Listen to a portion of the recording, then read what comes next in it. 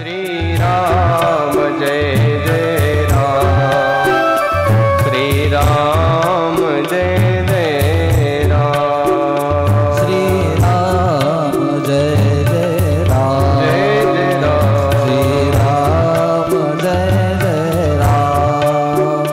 राजा राम राम राम, सीता राम राम राम, राजा राम राम राम, सीता राम राम राम, राजा राम राम राम, सीता राम राम राम, राजा राम राम राम, सीता राम राम राम, राजा राम राम राम, सीता राम राम राम, राजा राम राम राम, सीता राम राम राम, राजा राम राम राम, सीता राम राम राम, राजा राम राम राम, सीता राम राम राम, राजा राम सीता राम, राजा राम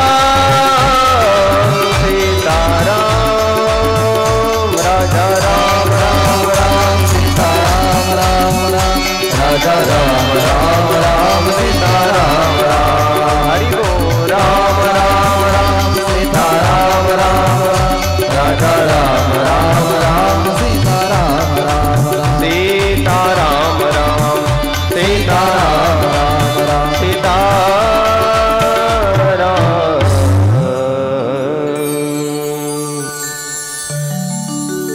परम मंगलमय परात्पर कलेश्वर अकारण करुणावरुणालय तडिद्वित विनंदित पितांबरधारी भक्तवांच्या कल्पतरू श्री भगवान बालकृष्णलाल यांची प्रतिमैन वाङ्मयीन मूर्ती श्रीमद भागवत महापुराण आणि या महापुराणाच्या कथा श्रवणा करण्याकरता उपस्थित असणारे संपूर्ण प्रभुप्रेमी भक्तजन, आजच्या या कथानकाला आरंभ करण्यापूर्वी या व्यास मंचावरून जमलेल्या संपूर्ण प्रभुप्रेमी भक्तांना सप्रेम रामकृष्ण हरी। गेल्या 2 दिवसापासून आपण या ठिकाणी या कथेचा आनंद घेतोय। येणाऱ्या अजून 4 दिवसामध्ये आजच्या दिवसानंतर अजून आपल्याला या दिवसाचा आनंद घ्यायचा आहे। व्यासांचं स्पष्ट मत आहे, भाग्योदयेन बहुजन्म समर्जितेन सत्संगमं च लभते पुरुषो यदा वै। हा लाभ निकम परिवाराच्या निमित्तानं एक निमित्त बनून आपल्याला या ठिकाणी आपल्या समोर उभा आहे। कोणत्या ना कोणत्या गोष्टीच्या निमित्तानं परमार्थ वाटेला येत असतो। केव्हा आला कुठे आला हे महत्त्वाचं नाही, आपल्या वाटेला येणं महत्त्वाचं आहे। तुकाराम महाराजांसारख्यांना श्रीगुरु स्वप्नामध्ये भेटले, किमान आपले डोळे उघडे आहे, शरीरात प्राण आहे, किमान त्यावेळेस आपल्या हातून हा परमार्थ घडतोय हे खूप महत्त्वाचं आहे। नाही तर मी तुम्हाला काल उदाहरण देऊन गेलो, खाली टाकायची वेळ येते माणसाला, खाली ठेवायची, तरी सुद्धा भगवंताचं नामचिंतन वाणीला येत नाही। शरीराच्या माध्यमातनं या शरीराची पवित्रता प्रत्येक गोष्टीचा एक विषय ठरलेला आहे। हाताचा विषय ठरला आहे, डोळ्याचा विषय ठरलेला आहे, कानाचा विषय ठरलेला आहे। परमार्थाची सगळ्यात सोपी व्याख्या काय आहे बरं? तुम्हाला जर विचारलं परमार्थ म्हणजे काय, अगदी सोप्या भाषेत सांगा, काय उत्तर देता येईल आपल्याला? त्याचं साधं सोपं सरळ उत्तर एकच आहे, जी इंद्रिय ज्या कामाकरता दिली त्या कामाकरता त्या इंद्रियांचा वापर करणं म्हणजे परमार्थ। कोणती कोणती इंद्रिय दिलीत? इंद्रियांची यादी सुद्धा शास्त्रकार सांगतात, दिले इंद्रिय हात पाय कान, डोळे मुख बोलाया वचन। काय होईल यानं? जेने तू जोडसी नारायण, नासे जीवपन भवरोग।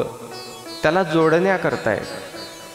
मग नुसतं इंद्रिय सांगितले नाही तर त्या इंद्रियाचे विषय सुद्धा महाराजांनी व्यक्त केले। तुकाराम महाराज बोलतात डोळे दिलेत ना, मग डोळ्याचा विषय काय?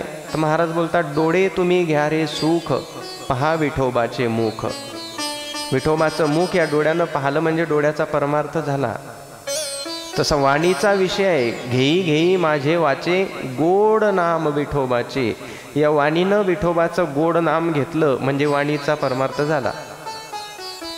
पण नेमकं ते सोपं जरी असलं अण्णा तरी सुद्धा ते नाव वाणीला येईलच अशी काही गॅरंटी नाही. काहींची सवय जात नाही, रात्रंदिवस भजन करतात, आणि काहींना सांगून सुद्धा ती लोक भजन करत नाही. याच्याकरता फार भाग्यच असावं लागतं. घरी लोक भजन करत नाही यात काही नवल नाही. कथा कीर्तनाला बसले आणि त्यांना कधी म्हटलं टाळी वाजवा तरी ते वाजवत, किती इमानदार आहे तरी नाही म्हणतात. सत्यता आहे ना. आणि याचं कारण काय माहिती आहे का तुम्हाला? याचं कारण आपण नाही, आपल्या जन्मामध्ये आपल्या जीवनामध्ये आपण केलेले चुकीचे कर्म पापाच्या स्वरूपानं आपल्या बाजूला उभे असतात. नेहमी आपण एक भजन ऐकत असतो पण आपल्याला कधी लक्षात येत नाही. कीर्तनी बैसता निद्रे नागविले, कीर्तनी बैसता निद्रे नागविले, मन माझे गुंतले, मन माझे गुंतले, विषय सुख विषय सुख, अमृताऊनी गोड नाम तुझे देवा, नाम तुझे देवा, अमृताऊनी गोड नाम तुझे देवा, नाम तुझे देवा, मन माझे केशवा, मन माझे केशवा, काबान काबान सांग पंढरी राया, काय करूया काय करूया, सांग पंढरी राया, काय करूया काय करूया.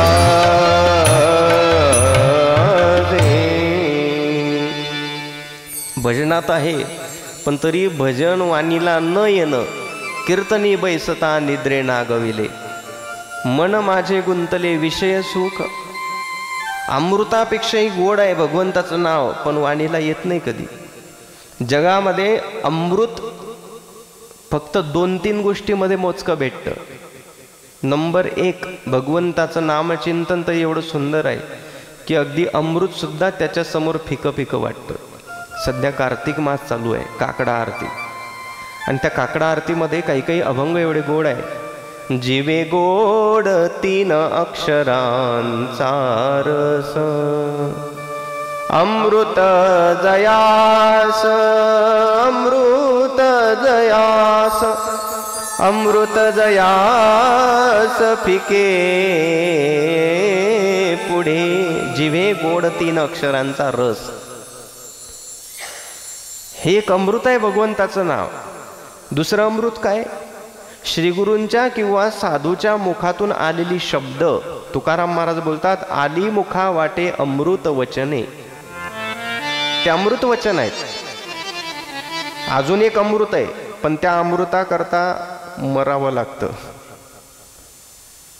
ते इथं भेटत नाही, मग स्वर्गात जावं लागतं. म्हणती संसारी जन्मीजे, ज्ञानोबराय बोलतात, यज्ञाधिक कर्म केजे, मग स्वर्ग सुख भोगीजे मनोहर. तिथे एक अमृत आहे. कलियुगामध्ये अमृताची अपेक्षाच नाही. हा, जास्तीत जास्त जर काही प्राप्त करायची इच्छा झाली, सोनू दादा, कलियुगामध्ये अमृत नाही भेटत, भेटलं तर अमृत तुल्य भेटू शकतं. ते तुमच्याच इकडे जिल्ह्यामध्ये, आमच्याकडे काही नाही तसा प्रकार. अमृत तुल्य कोणी त्याला तुल्य म्हणजे बरोबरी, कोणी त्याला बरोबरीत बसवलं काय माहीत. पण जगाच्या पाठीवर खरं भगवंताचं नामचिंतन, आणि तो नामचिंतन वाणीचा विषय आहे. मग वाणीला तो विषय आला म्हणजे वाणीचा परमार्थ झाला. डोळ्याचा विषय बघितला आपण, वाणीचा विषय. अजून कानाचा विषय काय? तुम्ही ऐका रे कान माझ्या विठोबाचे गुण. म्हणजे कथा कीर्तन म्हणजे काय? देवाचं गुणानुवाद जिथं होतं त्याला कथा कीर्तन म्हणतात. आणि हे कथा कीर्तन आपल्या कानानं ऐकणं म्हणजे कानाचा परमार्थ झाला. तसं हाताचा विषय टाळी वाजवणं, पायाचा विषय मंदिरापर्यंत कधीतरी चालत जाणं, पायानं मंदिरापर्यंत जाणं, हाताने टाळी वाजवणं, डोळ्यानं भगवंताला बघणं, कानानं भगवंताला ऐकणं आणि वाणीद्वारे भगवंताला गाणं, हा झाला माणसाचा परमार्थ. सोप्या भाषेत सांगू का सगळ्यांच्या पाठांतरातल्या? जीवनातला हा परमार्थ आहे. एक सांगू का तुम्हाला? संपत्ती हा जर सुखाचा विषय असता, संपत्ती हा जर आनंदाचा विषय असता, तर जगातला प्रत्येक असंपत्तीवान माणूस हा दुःखी दिसला असता तुम्हाला. पण एक सांगू तुम्हाला, वारकरी संप्रदायाचे एक फार मोठे महात्म्य आहे. स्वानंद सुखनिवासी सद्गुरू जोग महाराज. सद्गुरू जोग महाराजांनी आजपासून 100 वर्ष आधी वारकरी शिक्षण संस्थेची स्थापना केली आळंदीमध्ये. 100 पेक्षा जास्त वर्ष झाले. संस्थेचा एक नियम होता, अजूनही चालू आहे आणि कायम चालू राहील. काय नियम आहे माहीत आहे? विद्यार्थ्यांकडून त्या शिक्षण संस्थेमध्ये फी घेतल्या जात नाही आणि शिक्षकांना पगार दिला जात नाही. अशी एकमेव शिक्षण संस्था आहे वारकरी शिक्षण संस्था. 100 पेक्षा जास्त वर्ष झाले. आज लाखो विद्यार्थी आहे, जोग महाराजांचे लाखो विद्यार्थी. कुटुंबामध्ये आपल्याला आई वडील भरपूर काही प्रॉपर्टी देत असतील, पण हे प्रत्येकाला मान्यच करावं लागेल की ती प्रॉपर्टी फक्त पोटाकरता दिली जाते. जगामध्ये तुम्ही कसे शिल्लक राहत याच्याकरता नसते, पण प्रॉपर्टीच्या बरोबरीलाच तुम्ही जगामध्ये शिल्लक कसे राहाल, ही खरी प्रॉपर्टी आपल्याला फक्त साधू संतच देऊ शकतात, हे आपल्याला स्वीकारावंच लागेल. त्याच्यामुळं परमार्थ ही फार एक वेगळी बाब माणसाच्या जीवनामध्ये आनंदाचा स्रोत म्हणून कधी शिकायला पाहिजे. एक थोडासा प्रश्न मांडतो तुमच्या समोर आणि थोडं पुढे आपल्या कथेला स्पर्श करतो. गायन क्षेत्रामध्ये अगदी उत्तुंगानं एक नाव अग्रगण्यानं घेतलं जातं. त्यात विशेष पूर्वी रेडिओच्या काळामध्ये पंडित भीमसेन जोशी. तुम्हाला माहीत आहे, पंडित भीमसेन जोशींच्या समकालीन त्यांच्यापेक्षा कितीतरी चांगल्या पटीनं गायन करणारे हजारो लाखो गायक होते. त्यांच्या समकालीन त्यांच्यापेक्षा चांगल्या पटीनं गायन करणारे हजारो लाखो होते. पण अजूनही रेडिओ म्हटला, अभंग म्हटले की सगळ्यात आधी नाव आठवतं ते पंडित भीमसेन जोशींचं. गायक त्यांच्यापेक्षा अत्यंत चांगले आहेत, पण त्या चांगल्या गायकांचं नाव आपल्याला आठवत नाही. आणि भीमसेन जोशींना आम्ही विसरायला तयार नाही. नेमकं काय अडचण झाली? चिकित्सा केल्यानंतर आपल्या लक्षात येईल, ते बाकीचे इतर गायक महाराजांपेक्षा चांगले जरी गायन करणारे असले, भीमसेन जोशींपेक्षा हजारो पटीनं चांगले गायन करणारे जरी असले, तरी त्यांनी आपल्या गायनाला अलंकृत करण्याकरता ज्या शब्दांचा आधार घेतला, ते शब्द कोण्यातरी सामान्य लोकांचे होते. भीमसेन जोशी त्यांच्या तुलनेत कधीतरी कमी जरी असतील, तरी ते आज अजरामर झालेत. आज त्यांचं नुसतं अभंग ऐकला की त्यांचं नाव चेहरा समोर येतो. त्याचं कारण त्यांनी आपल्या गायनाला अलंकृत करण्याकरता ज्या शब्दांचा आधार घेतला, ते शब्द आमच्या ज्ञानोबाराय तुकोबारायांचे होते. अजूनही कानावर नुसता शब्द येऊ द्या, या जजाटी केला होता अट्टहास, नुसता कानावर शब्द जरी आला तरी त्या कानावर शब्दामुळं अंतरंगामध्ये एक वेगळा भाव निर्माण होत असतो. याचा अर्थ काय? मानवी जीवनामध्ये कुठंतरी तुम्ही प्रपंच करा, प्रपंच हा टळला नाही, परंतु परमार्थ हा आपला पाठीराखा असायला पाहिजे कायम. आणि ज्यांचा ज्यांचा परमार्थ हा पाठीराखा आहे, इतिहास ग्रंथ वाङ्मय पुराण काही वाचा, त्याच्या जीवनामध्ये आनंदाचा एक वेगळा स्रोत निर्माण झालेला. त्याच्या चेहऱ्यावरची प्रसन्नता ही जगाच्या काहीतरी वेगळीच आपल्याला पाहण्याकरता भेटते. श्रीमद भागवतामध्ये जे मुख्य श्रोता म्हणून आहे राजा परीक्षित, आपण बघितलं, गर्भामध्ये मारण्याचा प्रयत्न केला तरी सुद्धा मारल्या जाऊ शकले नाही, कारण पाठीराखा परमात्मा आहे. त्याला पाठीराखा बनवण्याकरता प्रयत्न माणसानं करायचा असतो. जर उत्तम स्थिती माणसाच्या मागं पाठीराखा म्हणून उभी नसेल, तर विकृत स्थिती माणसाचं जीवनचरित्र बदलून टाकते. जसं काल आपण एक उदाहरण अजून बघितलं की पितामह भीष्माचार्य म्हणतात, युक्त आहार विहार, कदाचित दुर्योधनाच्या घरचं अन्न खाल्ल्यामुळे ती बुद्धी मला सुचली नसेल. तसा हाच राजा परीक्षित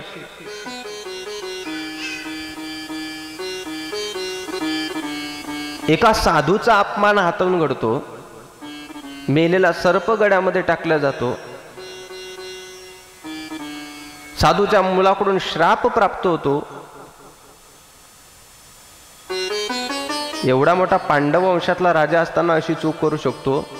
तुला श्राप आहे म्हटले. हा तक्षक नावाचा सर्प टाकला ना तू माझ्या वडिलांच्या गड्यामध्ये, हाच सर्प 7 दिवसाच्या आत तुला स्पर्श करेल आणि परिणामी तुला जीवाला मोकावं लागेल. आपल्याला मरण येईल याचं वाईट नाही वाटलं परीक्षिताला, कारण परीक्षित हा एका उच्च कुळातील माणूस होता. परंतु एका साधूचा अपमान कशामुळे घडला चिंतन केलं. सोनं जेवढं चांगलं दिसतं तेवढंच वाईट आहे. म्हणजे नीतीनं कमवलेलं सुवर्ण हे कल्याणकारी आहे आणि अनीतीनं कमवलेलं सुवर्ण हे तेवढंच धोकादायक आहे. जेवढे धातू असतात ना, धातू किंवा जगामध्ये प्रत्येक गोष्टीमध्ये भगवंताची विभूती सांगितलेली आहे. उदाहरणार्थ जेवढे पक्षी आकाशामध्ये फिरतात, भगवंत म्हणतात त्या पक्षा माझी गरुड पक्षी ही माझी विभूती आहे. म्हणजे गरुड म्हणजे मला समजावं. जेवढ्या नद्या आहेत त्या नद्यांमध्ये गंगा नदी ही माझी विभूती आहे. गंगा नदी म्हणजे प्रत्यक्ष मला समजावं, भगवंताची विभूती आहे. त्याप्रमाणे जेवढे धातू आहे त्या धातूमध्ये धातूनाम अस्मि कांचनम, कांचन म्हणजे सोनं हे माझी विभूती आहे. म्हणून आपण सहसा करून देवाला मुकुट सुद्धा बनवत असताना सुवर्ण मुकुट बनवतो. पण ते सोनं उत्तमरित्या जर कमवलं तर, आत्ताची जी सुंदर दिसणारे लोक आहेत ना, सुंदर, तुमच्यापैकी कोणाला सुंदर व्हायचं आहे का? सुंदर होण्याचं लक्षण काय माहिती आहे का? आत्ताचे सुंदर दिसणारी लोक, शास्त्रानं प्रमाण मांडलेलं आहे की जे आत्ता सुंदर आहे त्यांनी मागच्या जन्मामध्ये सोन्याचं दान केलेलं असतं. प्रत्येक दानाचा महिमा वेगळा असतो. तर सुंदर दिसणाऱ्या लोकांनी पूर्वी जन्मामध्ये सोन्याचं दान केलेलं असतं. म्हणजे तुम्ही आता सोनं घेऊन या दान करायला असं माझं म्हणणं नाही, विषय निघाला म्हणून सांगतोय. धातूनाम अस्मि कांचनम ती विभूती आहे, पण ती अनितीने जर कमवली तर तेवढीच माणसाला धोकादायक असते. आणि अनितीनं कमवलेली तीच संपत्ती परीक्षिताच्या वाटेला एका मुकुटाच्या माध्यमातून आली आणि तो मुकुट धोकादायक ठरला. त्याच्याच माध्यमातून त्या ठिकाणी तो सर्प गड्यामध्ये टाकण्यात आला. शमिक आणि शृंगी यांची जी वंश परंपरा आहे ही सामान्य परंपरा आहे. हे तेच शृंगी ऋषी आहे. मानवी जीवनामध्ये ज्या ज्या वेळेस भगवंताला आपलं कार्य करून घ्यायचं असतं त्या त्यावेळेस हा परमात्मा या साधू संतांच्या माध्यमातून कार्य करतो. रामकथेमध्ये सुद्धा शृंगी ऋषींचं फार विशिष्ट अधिष्ठान सांगितलं आहे. शृंगी ऋषी वसिष्ठ बुलावा, पुत्र कामशुद्ध यज्ञ करावा. पुत्र कामेष्टी यज्ञ सुद्धा हा शृंगींच्या माध्यमातून केला होता. भूदेव माहिती आहे तुम्हाला? भूदेव म्हणजे ब्राह्मण मंडळी. त्या ब्राह्मण मंडळीमध्ये काही भाग असतात, यजुर्वेदी, सामवेदी. प्रत्येकाचा अभ्यास भिन्न भिन्न ग्रंथांना युक्त असतो. लक्षात ठेवा, प्रत्येकाची एक अवस्था असते. मी इथं बसून किती चांगल्या प्रकारची कथा केली म्हणून मला तबला वाजवता येईल का? नाही. आमच्या रविदादांनी किती चांगला तबला वाजवला म्हणून ते साऊंड ऑपरेट करतील का? प्रत्येकाचं एक तत्व आहे, एक मुख्य तत्व आहे. बाकीच्या सगळ्या गोष्टी येतात, परंतु त्यातला जो प्राण असतो तो काहीतरी वेगळा आहे. तुकाराम महाराज हे ज्ञानी सुद्धा आहे, तुकाराम महाराज वैराग्यशील सुद्धा आहे, तुकाराम महाराज शांत सुद्धा आहेत, पण तुकाराम महाराजांचा प्रमुख गुण आहे वैराग्य. ज्ञानोबाराय शांतही आहेत, ज्ञानोबाराय वैराग्य सुद्धा आहे, पण ज्ञानोबारायांचा प्रमुख गुण आहे ज्ञान. एकनाथ महाराज ज्ञानीही आहेत, शांतही आहेत, वैराग्यशाली सुद्धा आहे, पण त्यांचा प्रमुख गुण आहे शांत, म्हणून त्यांना शांती ब्रह्म म्हणतात. तसं आपल्या जीवनामध्ये एक काहीतरी विषय असा असायला पाहिजे की ज्याच्या माध्यमातून आपल्याला इंटरनल आपला आवाज ऐकायला यायला पाहिजे की मी जे करतोय हे उचितच आहे, मी कोणाचं काढं करून माझं घर कधी बसवलं नाही. अशी कमवलेली संपत्ती माणसाला आयुष्यभर कधी जीवन जगू देत नाही, लक्षात ठेवा. आणि मी तर एक नेहमी प्रश्न करत असतो आणि समाजाला माझा प्रश्न आहे, जे रोज आपण जेवण करतो ना, हे जेवण पोटा करताय का आपल्या समाधाना करताय? त्याचा मुख्य विषय जर बघितलं तर हे शरीर चालवावं लागतं. म्हणजे हा जो मोबाईल आपण बघतो ना, मोबाईलला चार्जिंग ही याला चालवण्याकरता आहे, बरोबर आहे की नाही? चार्जिंगची याला गरज आहे. तसं जेवण हे समाधानाकरता नाही, या पोटाचा विषय बनलेला आहे की याच्यात काहीतरी, जसं गाडीत पेट्रोल टाकल्याशिवाय ती चालत नाही, तसं याला चालवायचं म्हटलं तर भोजन पाहिजे. मग भोजन पाहिजे असं सांगितलं ना, कोंबडीचा पायच पाहिजे असं सांगितलं का? म्हणजे माफ करा, थोडंसं धाडसानं बोलतो, पण माझा तो विषय असल्यामुळं मला मांडणं गरजेचं आहे. आपल्या लेकराला चालता चालता तो जर कधी घसरून पडला ना, आपलं स्वतःचं पोरगं, आणि त्याच्या पायाला थोडासा जरी घसरा लागला तरी आपल्या पोराला होणारा त्राससुद्धा आपल्याच्यानं पाहायला जात नाही. आपल्या पोराला जर एखादी इजा झाली तर ती इजा आपल्याच्यानं पाहायला जात नाही. अहो, आपलं लेकरू जर आजारी झालं आणि त्याला आपण हॉस्पिटलला नेलं, डॉक्टर त्याला इंजेक्शन देतात, ते घाबरतं, एका बारक्या सुई करतं ते आपलं लेकरू घाबरतं. आपलं लेकरू आहे म्हणून आपण दया करायची, जनावराचं लेकरू आहे म्हणून त्याला कापून खायचं, याला पुरुषार्थ म्हणतात का? किमान जोपर्यंत आपल्याला कोणी मार्गदर्शन करणार नव्हतं तोपर्यंत ठीक आहे, पण किमान कधीतरी या भावना एकांतात बसून लक्षात घ्या. एका विशिष्ट वयामध्ये तरी कुठेतरी परमार्थाकडे वळा. वेगवेगळ्या प्रांतामध्ये, वेगवेगळ्या देशामध्ये तुम्ही कुठेही जा. आज तुम्ही बघा, इस्कॉन सारखी एक संस्कृती आहे जी विदेशातून भारतामध्ये आली आणि आता हजारो देशांमध्ये ती सक्रिय आहे. आपण ज्या सुखाला, आपण ज्या गोष्टीला सुख म्हणतो ना, त्या गोष्टी त्यांच्या देशामध्ये भरभरून वाहतात. LED TV आपण ज्याला म्हणतो ना, LED, ही LED आपल्याकडं नंतर आली. फॉरेन कंट्रीमध्ये सगळ्यात आधी होती, तिकडं आधी सगळं आविष्कार होतात, नंतर आपल्याकडे येतात. मग त्यांच्याकडे ह्या जर सगळ्या सुखाच्या गोष्टी आहेत तर ते इकडं येऊन कृष्णाच्या नामचिंतनामध्ये काय म्हणून नाचतात? त्यांना माहीत आहे, त्यांनी सगळं अनुभवलं आणि नंतर सार काढलं की हे जरी असलं तरी हे थांबणार आहे, संपणार आहे. आम्हाला अजरामर करणारं जीवन म्हणजे फक्त आणि फक्त परमार्थ आहे. कुठंतरी चिंतन करा. प्रत्येकाच्या गळ्यामध्ये पवित्र तुळशीची माळ ही असायलाच पाहिजे, छोटा का होईना, कपाळाला टिळा असायला पाहिजे. आणि हे फक्त अध्यात्म सांगत नाही, याच्या मागं एक सुंदर विज्ञान सुद्धा आहे. सायन्स फील्डचे जे विद्यार्थी आहेत त्यांना कधीतरी विचारा, हे जे आपलं मस्तिष्क आहे ना, याच्यामधून जेवढ्या काही नलिका प्रवाहित असतात, त्याच्यात काही नलिका आहे, बीटा एरोडोफिन, सेरोटोनिन सारख्या, त्या नलिकांना संतुलित करण्याचं कार्यबिंदू म्हणजे हे आहे. आणि विशेष पूर्वीच्या काळामध्ये चंदन लावायचे लोक. चंदन हे शीतल आहे, त्याच्यामुळे इथं केंद्र बनवून ग्रास्पिंग पॉवर ज्याला म्हणतो ना आपण विद्यार्थ्याची, ती संतुलित करण्याचं कार्य. एक वाक्य बोलू का? लोक थोडं काही झालं की लोक ब्राह्मणांना जास्त दोष देतात कधी कधी, आहे का नाही? ब्राह्मणांनी असं केलं, ब्राह्मणे तुमची बुद्धी कुठं गहाण ठेवली आहे, तुम्ही तसं का वागत नाही, तुमची बुद्धी का चालत नाही? त्यांनी संतुलन करून ठेवलेलं आहे सगळं, तुम्ही संतुलन का कळत नाही? तुम्ही फक्त उधारी करूनच हैराण आहे दुसऱ्याच्या दुकानावर, काम करायची तयारीच राहिली नाही.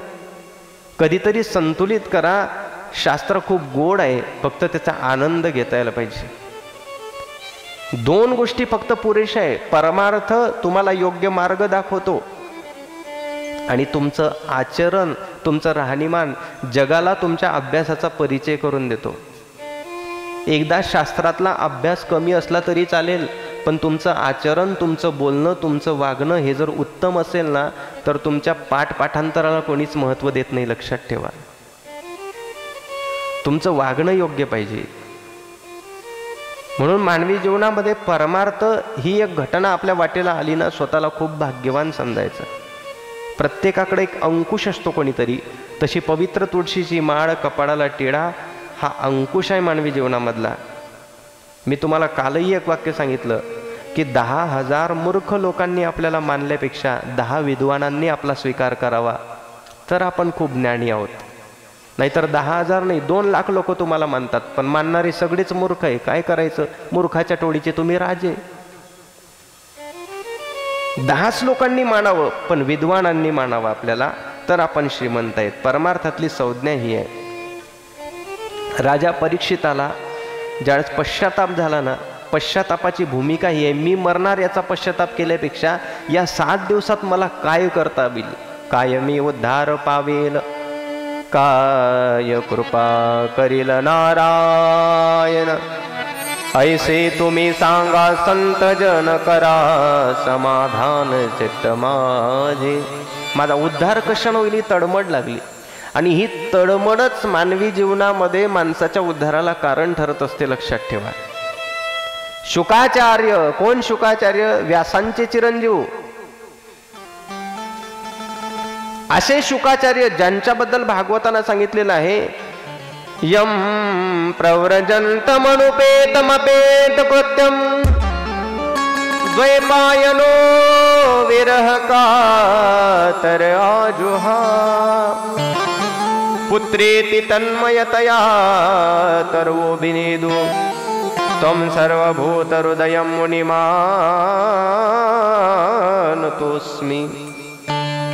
मनुपेतमपेत कृत्यम द्वैपायनो, जन्माला आल्या आली ज्याची अवस्था असते ना, भगवत चिंतन टाळ मृदंग कानावर स्वर आल्या आल्या ज्याचं मन, ज्याचं चित्त घरात राहत नाही, तो खरा परमार्थिक आहे.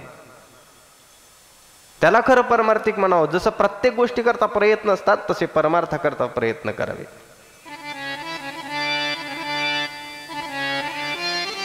विदुर काका माहिती आहे तुम्हाला? विदुर काका, भगवंत आवडीनं त्यांना काका म्हणायचे. दुर्योधनाचा आणि त्यांचा प्रसंग तुमच्या समोर मांडतो. मी तुम्हाला काल बोलून गेलो, पात्र आणि पात्रता खूप महत्वाची आहे. हे जे युद्ध झालं ना, ही युद्ध होण्याच्या आधी भगवंत एकदा मध्यस्थी करण्याकरता गेले होते दुर्योधनाच्या घरी. दुर्योधना, असू दे रे, जाऊ दे, पांडव आहे, तुझे भाऊच आहे, काय एवढा वाद घालायचा म्हटलं त्यांच्यासोबत. एक काम कर म्हटलं, नाही द्यायचं ना राज्य, किमान मी म्हणतोय म्हणून 5 गावं तरी दे त्यांना. दुर्योधनाने उत्तर दिलं, माफ करा म्हटले प्रभू, सुचीग्रे नैव दास्यामी बिना युद्धेन केशव. हे केशवा, सुईच्या टोकावर मावेल एवढी सुद्धा जमीन बिना युद्ध केल्याशिवाय मी देणार नाही. देवाला असं वाटलं, जाऊ द्या, यांच्यासारख्याशी बोलून काही उपयोगच नसतो. शेवटी काय करावं? भगवंत माग जाण्याकरता निघाले, पण तेवढ्यामध्ये दुर्योधनानं हाक दिली.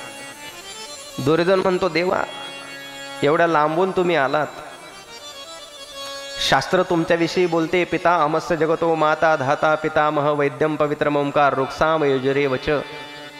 वेदांत तुमच्याविषयी सांगतं, भयादस्याग्नि तपती भया तपती सूर्या भयात इंद्रश्य वायुष्य मृत्युर्धावती पश्चिमा.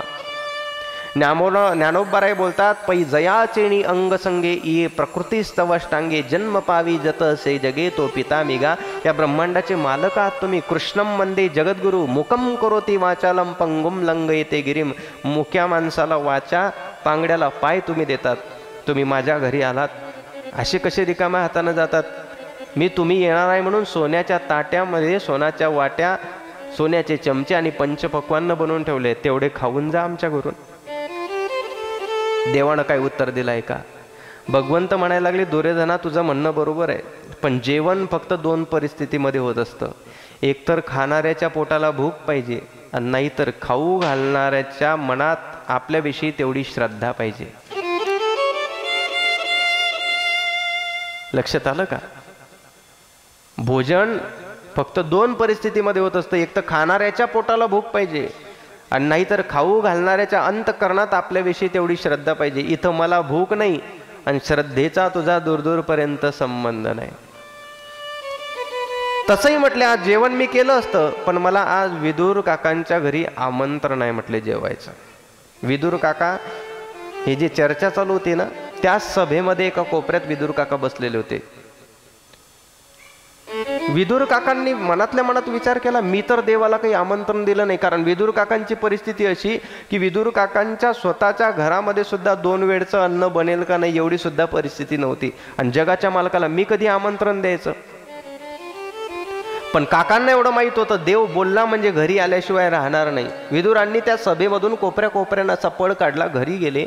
विदुराणींना म्हणजे काकूला सांगितलं, हे बघ असा असा प्रसंग झाला, कृष्णाला मी काही आमंत्रण दिलं नाही. पण दुर्योधनाला कृष्ण म्हटला की मला जेवायचं नाही, मला विदुर काकाच्या घरी आमंत्रण आहे आणि मी काही कधी त्याला आमंत्रण दिलं नाही. पण मला एवढं माहीत आहे, तो बोलला म्हणजे घरी आल्याशिवाय राहणार नाही. आता घरी खाण्याकरता काही नाही, मी बाजारात जातो आणि खाण्याकरता काहीतरी घेऊन येतो, तो आला तर लक्ष ठेव. कोण? कृष्ण. काका बाजारामध्ये निघून गेलेत. इकडं चर्चा चालू होती आणि चर्चा चालू असतानाच दुर्योधना ठीक आहे म्हटले, आपलं बोलणं संभाषण संपलं, मी प्रस्ताव घेऊन आलो होतो, तो प्रस्ताव तू नाकारला, मला आता जायचं आहे म्हणे विदुर काकांच्या घरी. आपल्या लाडक्या आणि प्रिय असणाऱ्या सारथ्याला हाक दिली. कोण आहे भगवंताचे सारथी?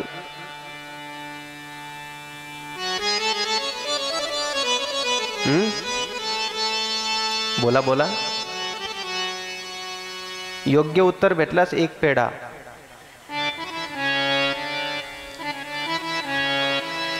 वा. उद्धवजी. भगवंतानं भर सभेमध्ये हाक दिली. उद्धवजी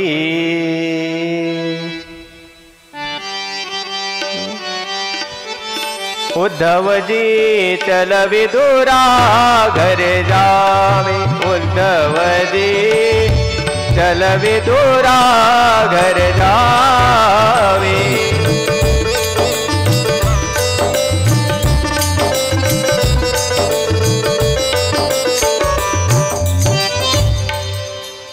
उद्धवांना हाक दिली. उद्धवांनी वायू वेगानं रथ काढला.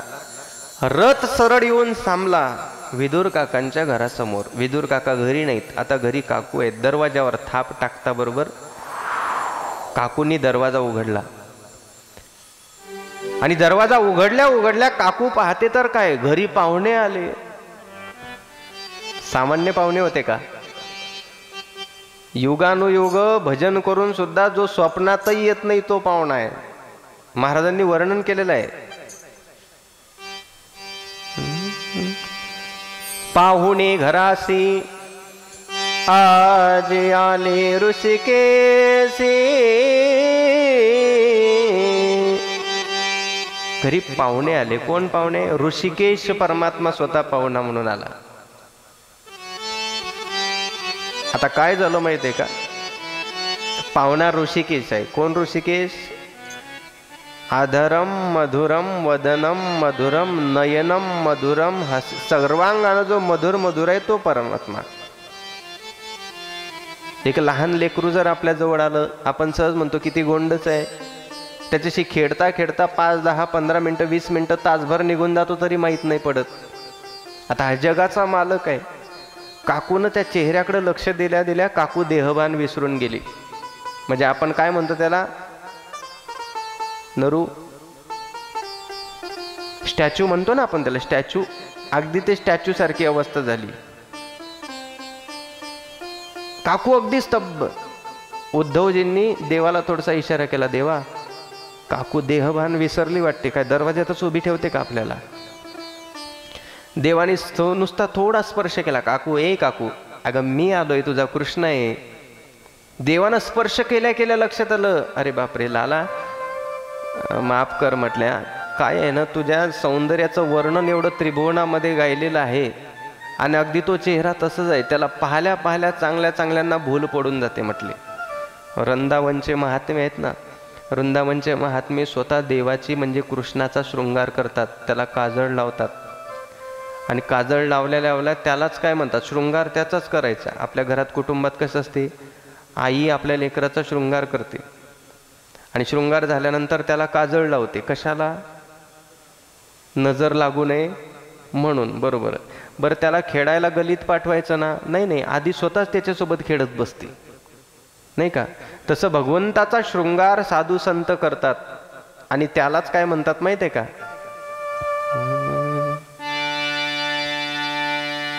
मेरे बाके बिहारी लाल,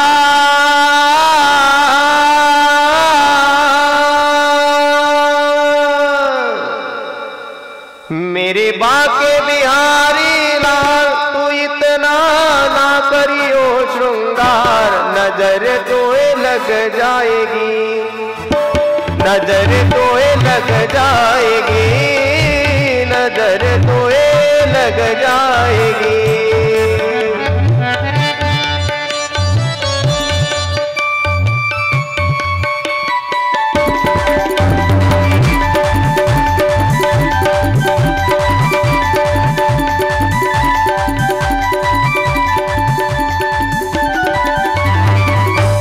तू एवढा शृंगार नको करू जाऊ म्हटले कृष्णा, नजरे तो हे लग जाय, तुला नजर लागेल। अरे बाबा, शृंगार करणारा तूच आहे, त्याला काय सांगतोय? तो मुळातच एवढा सुंदर आहे। काकूला समाधी लागली ना, कृष्ण म्हणतोय काकू अगं मला ओळख, किती वेळ बाहेर उभं करते? काकूने लगेच देहभान आवरलं आणि काकूने कृष्णाला घरात बोलवलं। आता मी नेहमीच सांगत असतो, एक कीर्तनकार जर घरी आले तर लोकांना लवकर कळत नाही का यांना चेअर टाकायचा का सोप्यावर बसतील का आसन टाकायचं, आहे का नाही? जगाचा मालक आलाय ना घरी, काय देऊ बसायला? घरात तर काहीच नाही। काकूने खूप शोधलं 10 मिनिटं, तोपर्यंत देव उभाच आहे। म्हणजे भक्त जर उत्तमरित्या असेल, भक्ताची अवस्था चांगली असेल, देव त्याच्याकरता उभा राहायलाही तयार आहे। पुंडलिकासाठी एवढ्या वर्षापासून उभा आहे पंढरपूरमध्ये। अवस्था भक्ताची उत्तम असावं लागते। काकूला एक पाट दिसला खूप शोधून, त्या पाटाची मधली पाटी गायब होती, म्हणजे मधली पाटीच नव्हती त्याला। तर पाट काकू घेऊन आली लालाला बसण्याकरता, पण पाट टाकणार तेवढ्यामध्ये परत नजर गेली कृष्णाच्या चेहऱ्याकडे। काकू देहभान विसरून गेली आणि सरळ टाकायचा पाट उलटा टाकला। काकूनं पाट उलटा टाकला हे नवल नाही, उलट्या पाटाचा विचार न करता जगाचा मालक तसा उलट्या पाटावर बसला हे खूप मोठं नवल आहे। भक्ता करता तो आपला अधिकार बाजूला ठेवून देतो। ऐका आता, 2 मिनिटं आधी दुर्योधन काय म्हटला होता? देवा, सोन्याचं ताट, सोन्याच्या वाट्या, सोन्याचे चमचे आणि पंचपक्वान्न तुमच्या करता बनवलेले आहेत। काय म्हटले जगाचे मालक? मला भूक नाही। पण आता देहभान विसरलेला काकूला परत स्पर्श केला। काकू अगं मी बसलोय म्हटलंय, किती वेळ इथेच बसून राहशील? काकूला जाग आल्या आल्या जगाचा मालक काय म्हणतो? जो 2 मिनिटं आधी बोलला ना मला भूक नाही, तो म्हणतो काकू काय करते? म्हटलं तू. म्हणे काय नाही, घरातले काम उरकते, तुझे काका येतीलच म्हटले, बस तोपर्यंत। काकाचं जाऊ दे म्हटले, पण 2 दिवस झाले मी काहीच खाल्लं नाही, मला खूप भूक लागली, म्हणे खाण्याकरता काहीतरी दे। आता काकूला सगळा वृत्तांत काकाने आधी सांगितलेलाच होता की यांना सांगितलं होतं पंचपक्वान्न बनवलेलं आहे, या बाबानं तिथं स्पर्श केला नाही आणि इथं आपल्यासारख्या गरिबाची परीक्षा घेण्याकरता येतो। यांना माहीत आहे चांगलं की काकूच्या घरात खाण्याकरता काही नसेल, पण मला म्हणतो 2 दिवस झालं काहीतरी खाल्लं नाही। थोर प्रेमाचा भुकेला हाची दुष्काळ तयाला, हा त्याला दुष्काळ आहे। मला ते काही माहीत नाही म्हटले, मला भूक लागली, मी जेवायला आलो, काकूच्या डोळ्यातून अश्रूच्या धारा व्हायला लागल्या। देवा, अरे लोक रोज नैवेद्याचं ताट तुझ्या समोर देतात, त्याच्याकडे कधी पाहतही नाही रे।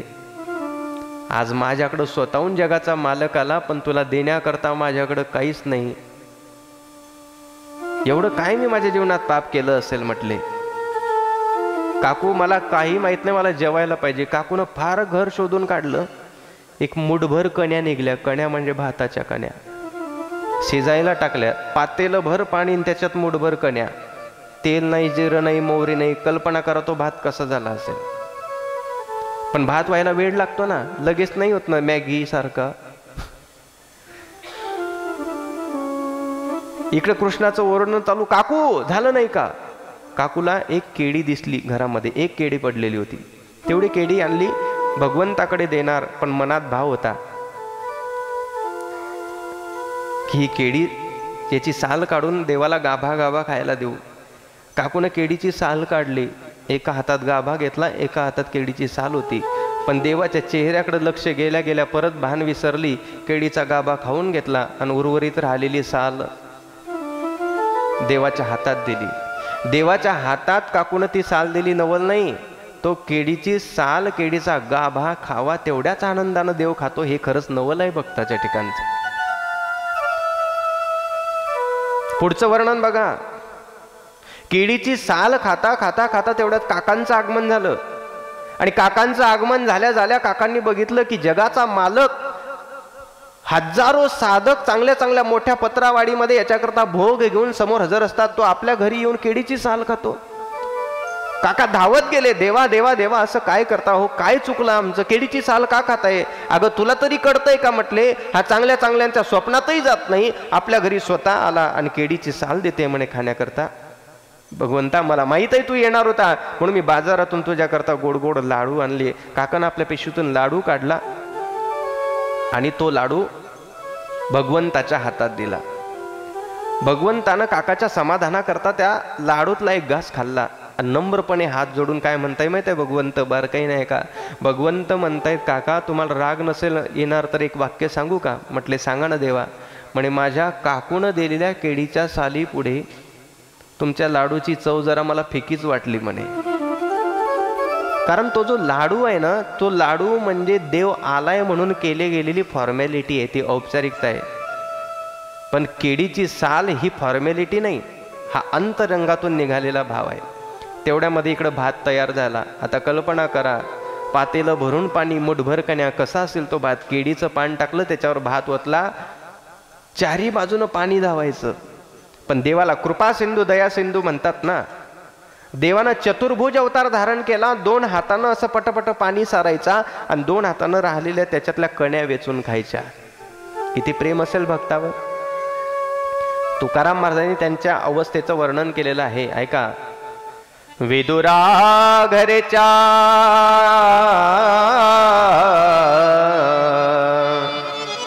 विदुरा घरच्या भक्षुणी कण्या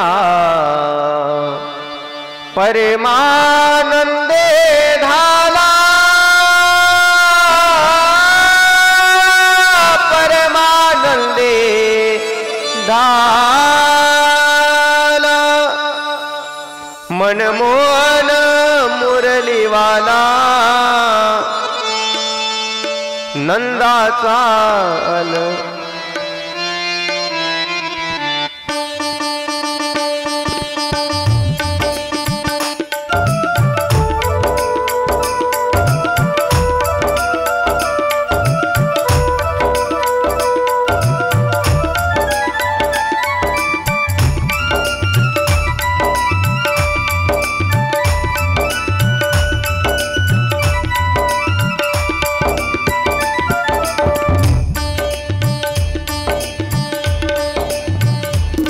मनमोहन मुरलीवाला मनमोहन मुरलीवाला नंदाचा अलबेला नंदाचा अलबेला नंदाचा अलबेला.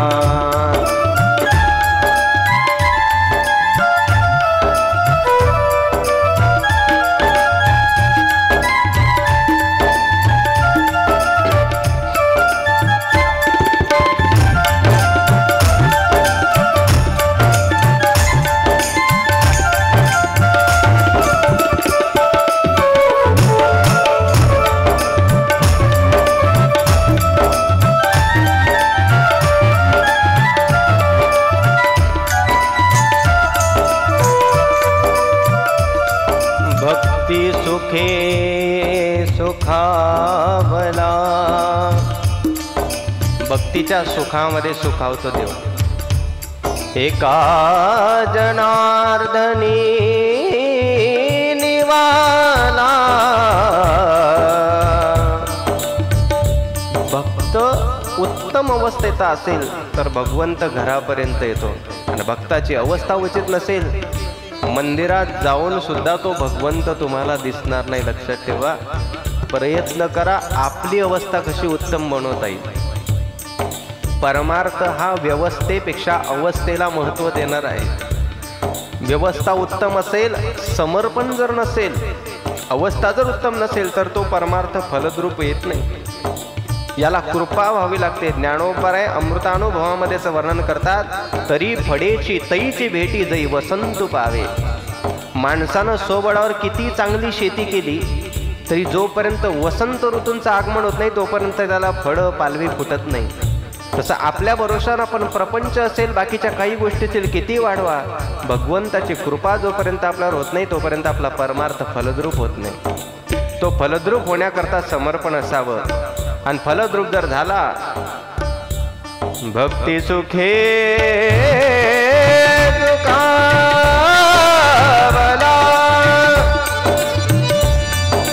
आणि जर असा भक्त जर चुकून भेटलाच देवाला, मग देव वैकुंठात नाही राहत, वैकुंठात नाही, स्वर्गात नाही, मग तो भक्ताच्या घरी येऊन नांदतो.